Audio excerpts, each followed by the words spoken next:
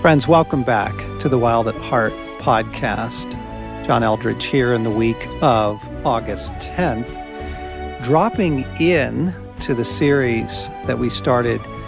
We were playing an oldie but goodie here in the month of August, partly to give our whole podcast team a little bit of breathing room back in July, because we try and record these things in advance, and it just made sense for us to pull that New Frontiers series out of the archives and re-air it. We love it. It's great to hear Craig's voice again.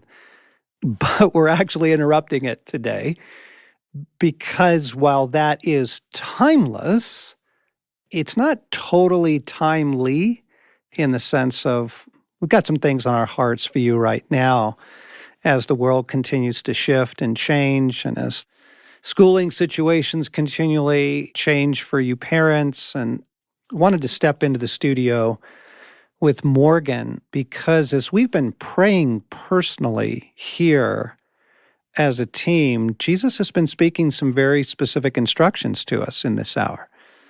And in order to understand why we want to share with you what we're about to share with you, you kind of need to back up and just talk about what has the effect of living in constant uncertainty done to us? What's the effect of living in a world that's just filled with social unrest and political hatred and a pandemic that you can't tell, it's hidden, that you can't tell where it is and when it's going to strike? And what's that been like, Morgan, for you, for your family? What do you notice in your friends? Yeah, John, I have a privilege of spending time asking those questions to allies of ours around the globe. And what's intriguing is a lot of it goes unnamed and undetected until something goes wrong, right? I find that I'm shorter fused than normal. I find that the fruit of my actions or decisions demonstrate there isn't much in the tanks. Not a lot of reserves these days there, buddy. Right? And now I can name circumstances, right? I've just thrown myself into the launch of becoming a king over the spring into summer, and then hit a hard eject and got some time of reprieve with the family. But still, having said that, there's this pervasive atmosphere. And it's interesting. I don't go to grocery stores. I just don't live in that space. I do it online, or Sherry does it. And I went in to pick a few things up, and it was hostility. It was quiet. There weren't too many people, but everyone was masked, obviously. And I go to put my debit card in, and there's shrink wrap on the machine. And I said to the guy, I was like, where do I stick my card? He's like, you can still stick it in there. It's just shrunk wrap. And I was like, this is my Jewish grandmother's furniture. I remembered being sticky to her couch when I was 8 years old. Everything was wrapped in plastic. And it was like a novelty to me because I don't go in the grocery store. And I walked out and I was charged. I was on alert. I didn't want to make eye contact. Yeah. And I went home and told Sherry, I'm not going into a grocery store again until the pandemic's over. And it was an example of there's a prevailing atmosphere that's like a fish in water, in polluted water. Yes. You just can't name it. Yes. But I'm aware Yes. when I back up, it's affecting most things. Yes. Okay, friends, this is huge. So we're here to name it for ourselves and for you, and then to talk about how we get some grace in it. Have you noticed the mental fragmentation? Have you noticed the scattered thoughts, the forgetfulness? It's what'd you say? Because I'm recalling it. And yet what's funny is as you ask the question, I have to say, okay, no, where are we? What are we doing? I'm actually manifesting it right now. Yes. And yet I'm embarrassed because I do a lot of work to not be fragmented. Yes. Right? Yes. And yet confession, yes, there's something different, and it feels confessional and important to name it. Yes. Mental fragmentation, diminished reserves, diminished capacities to get things done, irritability, you named, bordering on hostility, okay? And the flip side of that too, I named, John, is almost a compassion fatigue because you see it's brutal. Yeah. I shared that article in New York Times with you of the Amazon River and the impact of the pandemic in these tribal communities. I mean, Yeah, it it's was like the stories of the heartbreaking. Missouri River and Lewis and Yes. Clark wiping out 50% of these native tribes. It was horrific, and I had no idea. Yes. And you realize, like, everywhere you turn, from kids trying to go to college to parents with young children trying to navigate two jobs to paychecks, like to neighbors that are terrified and locked in their house on our street. Yes. There's a fatigue even of compassion. Yes. Yes. Okay, friends, all of these are symptoms of PTSD. So let me tell you a little story. I was reading a fascinating article this summer on the SARS epidemic that hit Hong Kong. So we're in a SARS type epidemic, but this is COVID-2. That was back in 2003. It's called SARS-CoV-1. Descended on Hong Kong in the spring, hammered Hong Kong. Tragic, high death count. And 3 months, almost like a wildfire coming through, 3 months, and then it subsided and it was over. So very different than our situation. It was contained. It was in a relatively short period of time, although 3 months is brutal. And the loss was catastrophic and heartbreaking. But here's the interesting thing. Afterwards, researchers were looking into the mental health impact of what it's like to live through something like that. And they discovered, they were shocked at their findings. High levels still in the community of PTSD, high levels of anxiety, of depression, of obsessive compulsive disorders, and even in some people of psychosomatic physical symptoms. So they didn't have the illness, but they were experiencing the empathetic physical symptoms that mimicked the disease months and months and months later. And gang, every natural disaster carries with it a psychological storm, carries with it a psychological wake. But the difference is this. You live through a hurricane, Hurricane Katrina, it's horrible.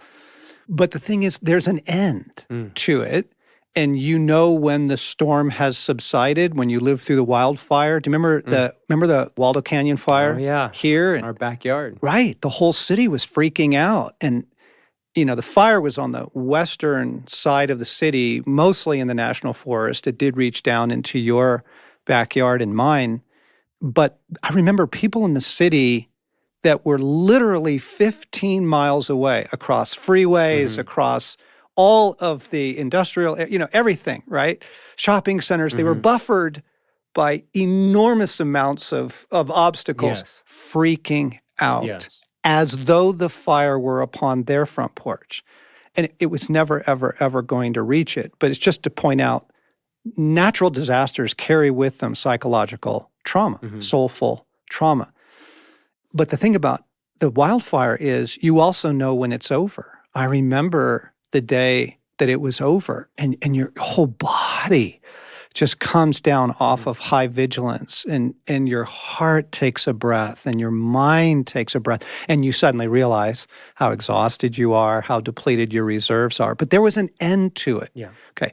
There's no end to this right now.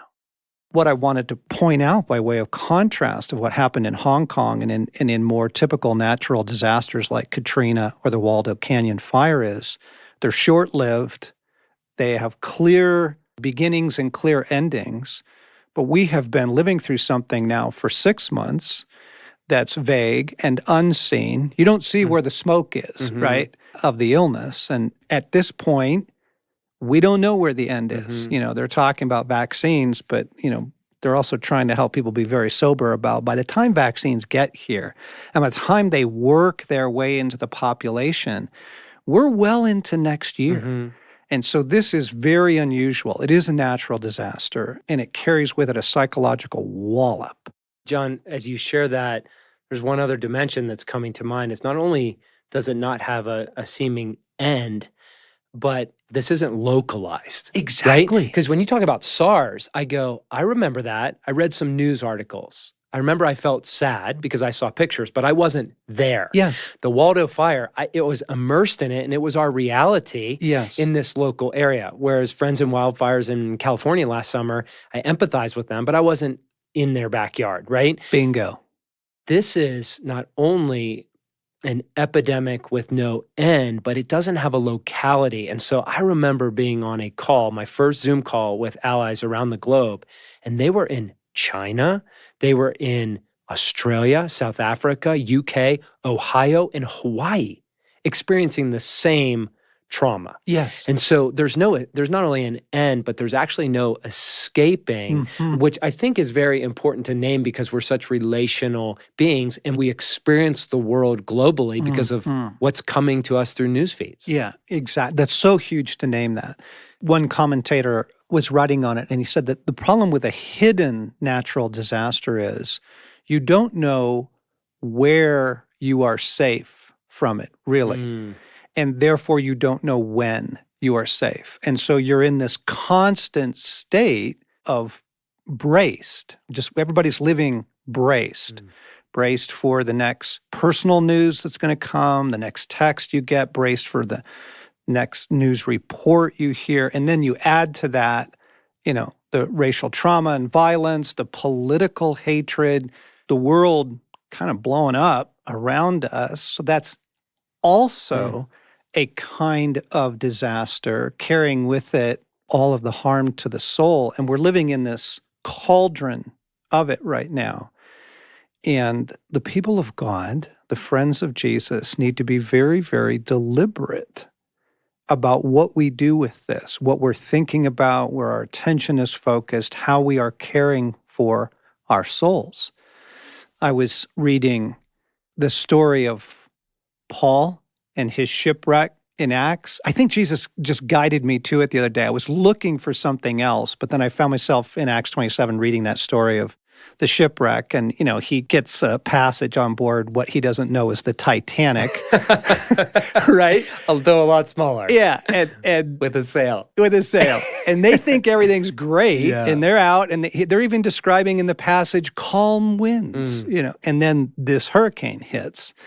And it literally drives the ship for 2 weeks, being driven at sea by this storm. Everyone is sure that they're going to die. And there's this moment where Paul gathers the crew and everybody on board and the centurions that are guarding him and his companions. And he says, look, everybody, you've been living for 14 days in constant suspense.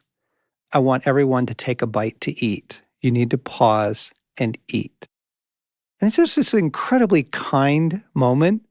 Doesn't lead them in a Bible study, doesn't even lead them in prayer. He just says, you need to stop because you've been on hypervigilance now for 14 days and it's going to wreck you.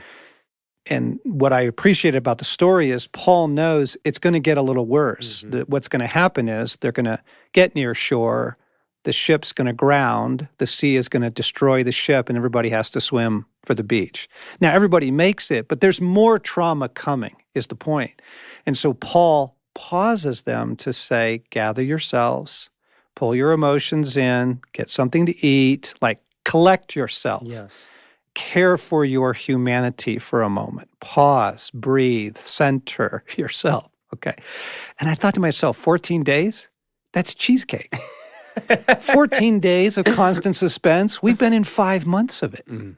And so just like you were saying about the fish and the polluted water, you don't really know it, but we're coming online this week here in August 10th to name it again and say this is taking a toll on all of us. We're all at really low reserves. We're all living with diminished capacities. And now here's the thing. Like Paul's story, we have good reason to believe that more difficulty is coming.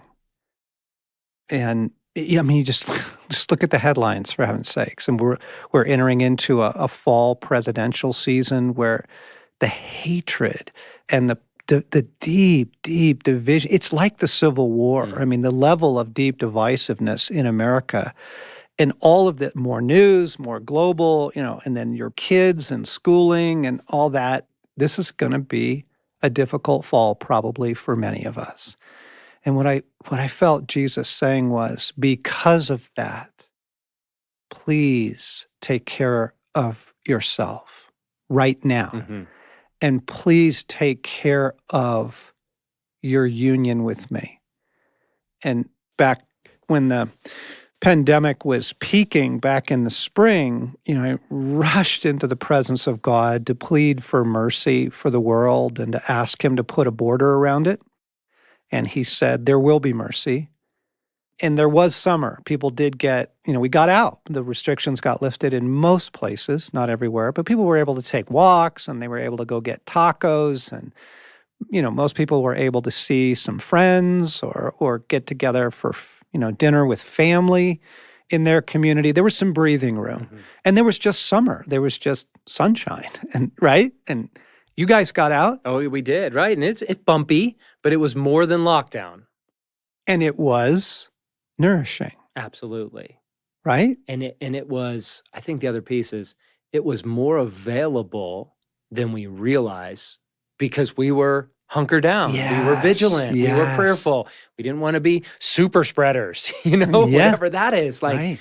And yet it was available. There was grace. It almost was like Paul saying, eat something, right? Exactly. We went camping and we were self-contained and we were heavy laden with masks, but sure enough, we did a little stand-up paddle. We did a little biking and we figured it out day by day and walked with God and were refreshed. And you went through a wildfire. Oh yeah, lightning strike, wildfire, hailstorm. I don't know if I told you this. South Dakota, Badlands, golf ball size hail was pummeling through the camper. We have an old camper that I rebuilt last summer. Through the skylights that I'd replaced, boom, boom, boom. And it was like incoming. And it was very symbolic because the major theme was rejuvenation. And yet it's still like we live in a world at war. There you go. Right? That's it. That's the story. Yeah. So there was grace, there was beauty, there was mercy, and there was golf ball size hail. Right. And shutdowns, roadblocks, camps that say they're open online and they're not. Yes. Okay. So gang, this is the world that we're living in. And there's reason to believe this fall is going to have its share of difficulties. So right now, in the moment, what we hear Christ saying is, strengthen your union with me. Strengthen your union with me. When Paul says, I can do all things through Christ who strengthens me, I think we're missing a word in there. Only. I can do all things only through Christ who strengthens me. I think that's his intention in that passage. I think he's trying to say, look, there is one way to make it. There's one source of life. I mean, because Jesus, his master, said in John 15, apart from me, you got nothing. You can do nothing. There's no other well. There's no other fountain. There's no other source of electricity. There is one place that the human being draws strength, life, nourishment, hope, comfort, assurance, words, and that is through our union with Jesus. Yeah, John, I think of how Jesus, when he's praying in his final moments on earth, where he says, Father, here is my prayer, that these apprentices, that the community of God would be one heart and one mind with you, as I am one heart and one mind with you. When I hear that, and I've prayed into that pretty consistently of, first of all, it's astounding that that's available.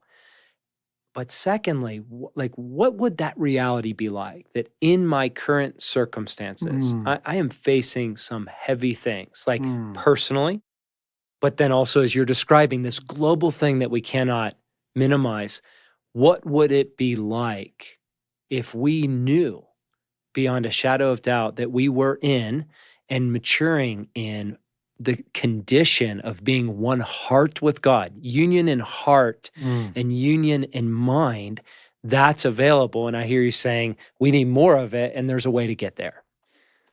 I think that the perfect storm right now has most of us not thinking about that. The very thing we need, that sounds wonderful, but like you were saying, you weren't even going to go out camping because Right. you were so hunkered down. Yep. That the low-lying PTSD that everyone is experiencing. And then I just want to point out, so you've got diminished reserves and diminished capacities, and you've got the mental fragmentation, emotional exhaustion, compassion fatigue, irritability, bordering, come on rage.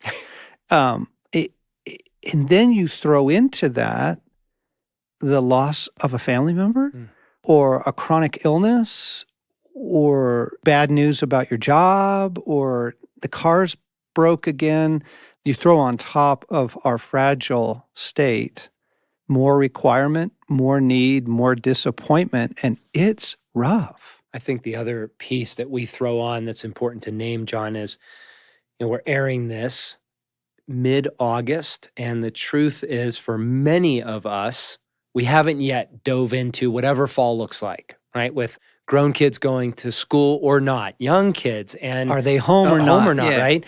But the speculation of it, the energy spent on, is it going to happen or not? Are we going to do it or not? Is it canceled or not? Do we schedule it or not? There's an energy that it baits us to live beyond the moment. And that's where I love Lewis's teaching that's so brilliant, where he says there's two places, two realities in which God exists. It's here in the present moment and in eternity. But the speculation and worry of the future and the regret of the past are simply places where God doesn't dwell. And so I'm aware that without vigilance, my energy and even my spirit runs out. I'm facing some big decisions on September, and I simply can't make those in a normal way in which I would make those. So that speculation is very debilitating. It's exhausting. It's draining the last of our precious resources. And there's a better way. That speculation, by the way, that was what Paul was addressing to the ship crew. He said, you have been living in constant suspense. What's going to happen? What's going to happen? Is the storm subsiding? Are we going to make it? Are we going to hit land? Right? It's that. It's what's going to happen. It's exhausting. It's so mentally fatiguing, and it drains the heart. And so we're coming on air to name these things, interrupting the series on New Frontiers to describe again, put some words to what everyone is living with, and to share with you what we sense Jesus saying. And what we hear him saying is, eyes on me, hearts on me, strengthen your union with me. Like literally, those are the very sentences we've heard him say as we've prayed about this. Eyes on me, hearts on me, strengthen your union with me. I woke up a couple mornings ago, early in the morning, early, 4 a.m., to some real darkness pressing down on my heart. And I was so fatigued by everything we're describing. I was just in that vulnerable place. All I could pray was, Father, fill me. Father, fill me. Father, fill me. That's all I could do. I had to start there. That's all I had. And it was enough. It slowly through that prayer, he was gaining access again to impart himself to me, his very being, his life to me. And it got me in a better place, which enabled me to get up and pray, which got me in an even better place. John, that's really practical, which helps me because, and I'd like to hear some more on the practicality of it, because here's where I get hung up sometimes is strengthen my union with God sounds amazing and sounds right and sounds important. And it sounds ethereal.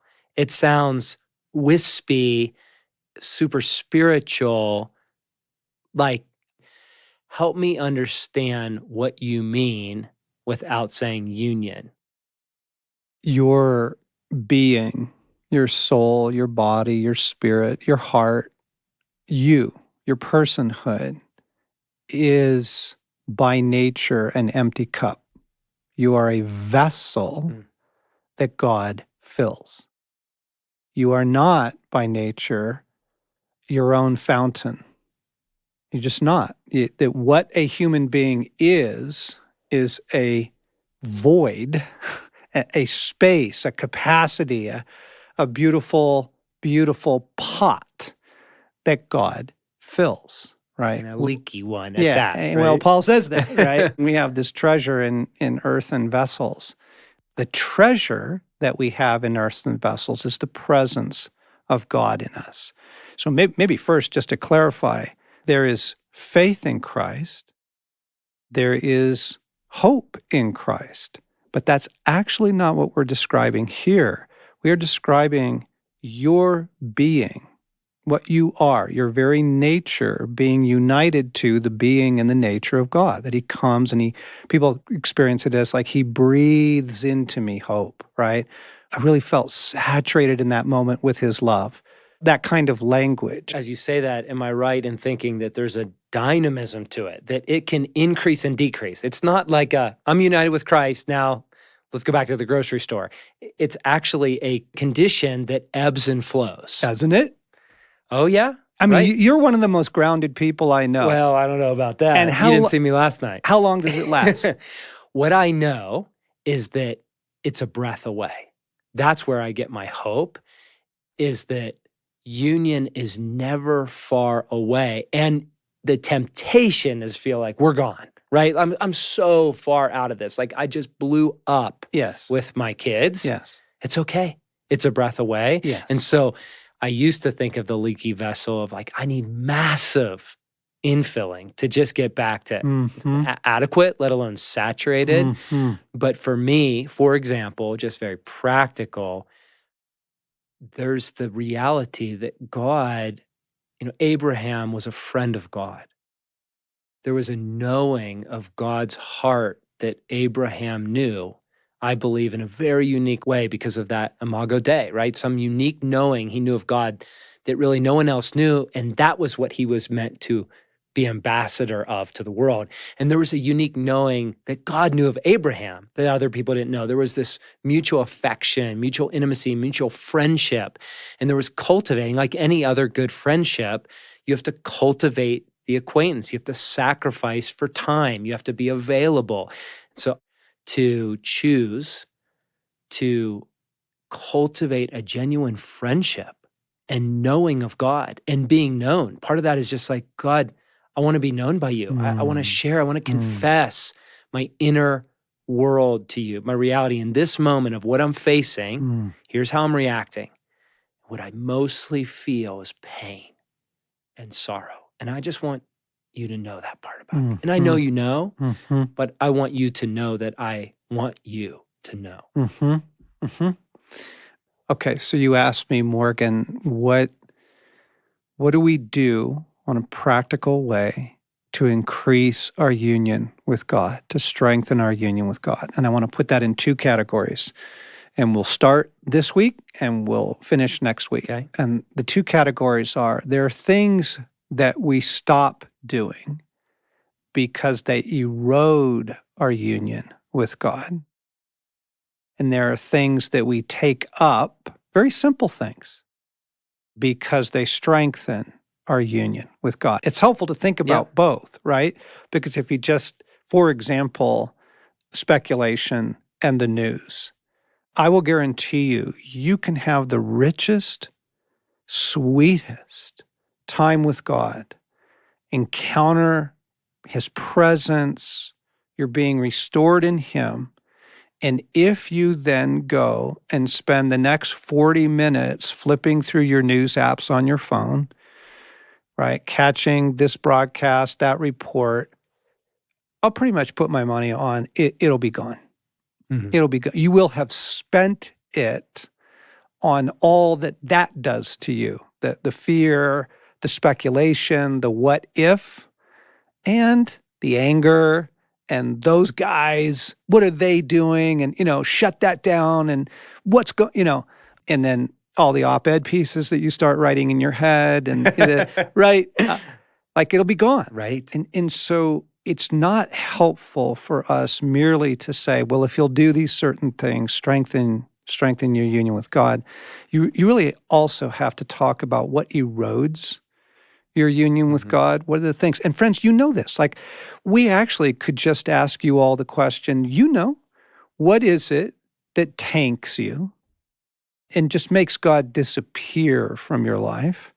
And what is it in your history that's been nourishing? Like, you have things you have already experienced that work for you. We're going to get to that next week. But let's close this week with, what are the things that erode your union with God?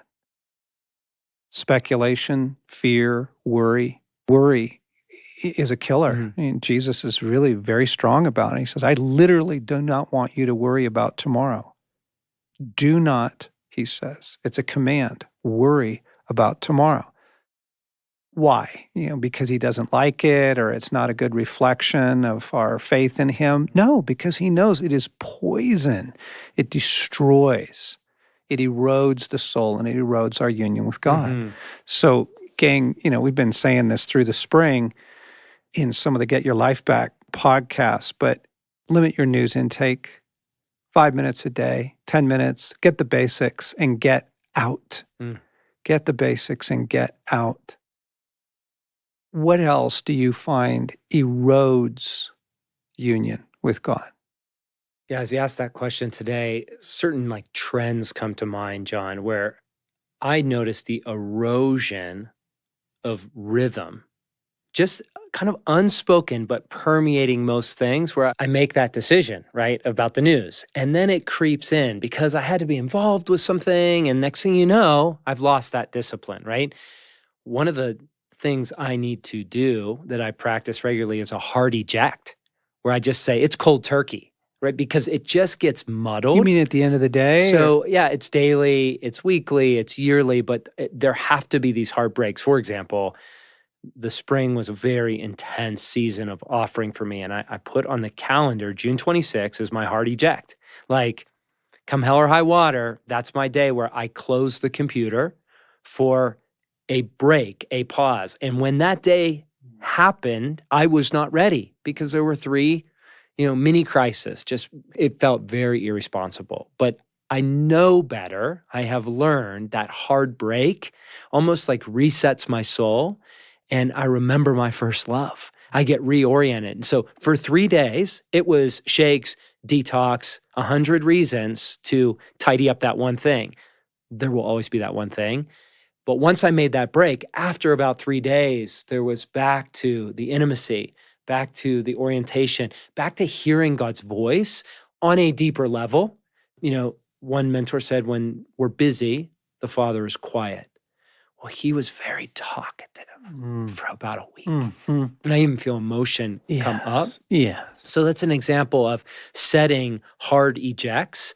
There are times we turn off our phones, and for that window, no one can touch our family. Yes. And we are therefore choosing to turn in, Okay. right? Turn toward. So to reverse that, then we would say technology erodes your union. It just does.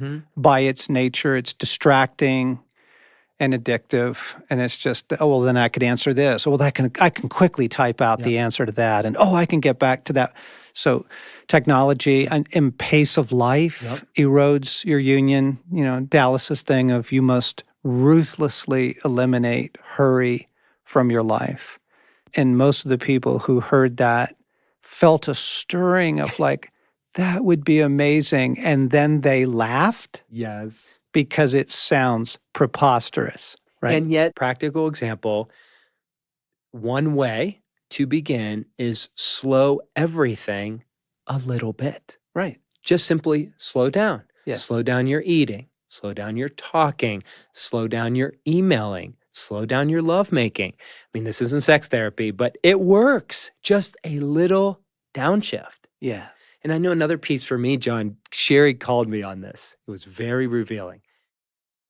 One of the things that can erode my intimacy is my own gifting, because I begin to rely on it rather than, like you said, this living spring of life that exists beyond me. And so she will call me on it. I'm a strategist, I'm an innovator, and a maximizer. And I'll just tie myself into a bird's nest over thinking about the next thing and how we could and what we could. And she requires me, and benevolently, now that we're in 2 decades of this thing, to turn off the strategist. And I have to be disciplined to say there's actually something deeper than my gifting that matters to God, a place to be with God. And ultimately, it's the place where I can actually receive love apart from my gifting. Yes. And so even that is an example of I strategize my way out of crises instead of inviting union, and out of that abiding place saying, God, now how do I use my gifting in the service of love in this hour? Yeah. So gang, what we're encouraging you to do right now is just think about, what is it that fries you? What is it that erodes your union with God? And you can answer that. I know you can. Yeah. You might want to make a list of it, friends. Write them down. Make it real practical. Make it real, and begin to diminish those things in your life. Some of it, if you're homeschooling your kids because your schools are closed, like that is a burden thrust upon you. So some of it is unavoidable, but a lot of it is not. It's how much time we spend on our phones. It's how much news we're taking in. It's our internal thought life. And so let me close this week with this. The war is for your attention. And this was prior to the pandemic. Everything in our world is screaming for your attention. The electronic billboards, the gas station TV, all the chirps and notifications and buzzes and, whistles and tweets that you get on your phone. You see, everything's trying to go, look at me, look at me, look at me. And then it's the clickbait and it's the pop-up ads, and Google knows your buying habits. And so, I'm on an online Bible program yesterday looking up some verses, and ooh, here's some cool new hunting gear. And like, Google knows it's almost fall. They know me. They know I start buying hunting gear, right? And it's creepy, but the war is for my attention. So, because if you want union, if you want to restore your union with Jesus, what you do every day is you give him your attention. Just very simply, you give him your attention. So what are the things that are warring against that? Pace of life, franticness, fear, speculation, worry, all of that. We're going to pick this up next week because in some ways, too much guidance is not helpful. So there's some thoughts. And the thoughts are this. You are living in a form of PTSD right now because the world is absolutely sideways. It's gone completely mad. You're living in a series of natural disasters that don't have a clear ending to them. So kindness to your soul, your one rescue is your union with God. Your main mission right now is to daily care for and strengthen your union with God. And to begin to think about, well, what's eroding it?